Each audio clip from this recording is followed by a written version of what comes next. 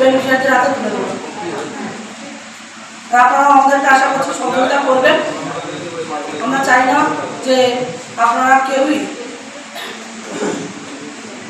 যে ঘর আছে বলে যে আমাদের বিভিন্ন আপনারা সোশ্যাল মিডিয়ায় দেখছেন যে বলছেন যে যাদের অ্যাডমিনিস্ট্রেশনের ঘর আছে পাকা দেওয়া তাদের ছাড় দেবে, কিন্তু হবে, কিন্তু একটু দেরিতে।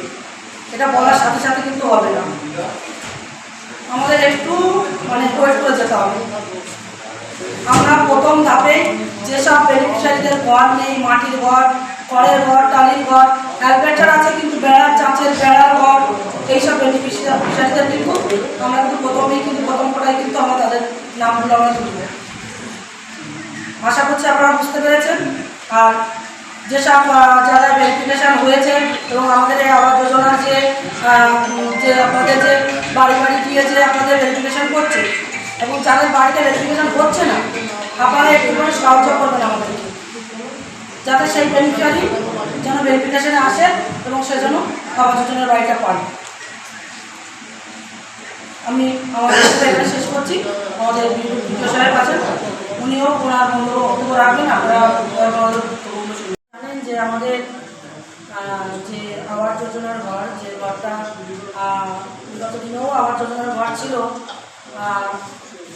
ইতিমধ্যেই বিগত দিনে আমাদের যে সরকার ছিলেন সেই সরকার সেই ঘরের নাম বদল করে বাংলার বাড়ি রেখেছিলেন। কিন্তু আবাস যোজনার ঘর আবাস যোজনাই থাকবেন, বাংলার বাড়ি কখনোই হবে না। কেননা আপনারা জানেন যে এই বাংলার বাড়ি নাম দেওয়ার পরও শুধুমাত্র যে বাংলার বাড়ি, যে আবাস যোজনার ঘরটাকে আপনাদের বাংলার বাড়ি বলে, আপনাদেরকে আমি জানি না যে কতজনকে বাংলার বাড়ি আবাস যোজনার ঘরটাকে বাংলার বাড়ি বলে কতজনের হাতে তুলে দিয়েছে রাজ্য সরকার বিগত দিনে পশ্চিমবঙ্গ আবাস যোজনা।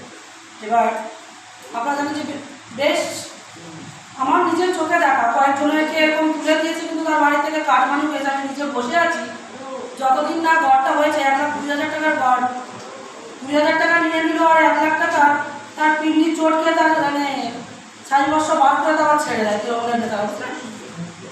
যতদিন মিস্ত্রি লাগবে ততদিন তাদেরকে খাওয়াতে হবে, না খাওয়ালে আপনার ঘর আপনার অব্দি পৌঁছাবে না, আপনার ঘর কমপ্লিট হবে না। সেই ঘরের টাকাটা আমাদের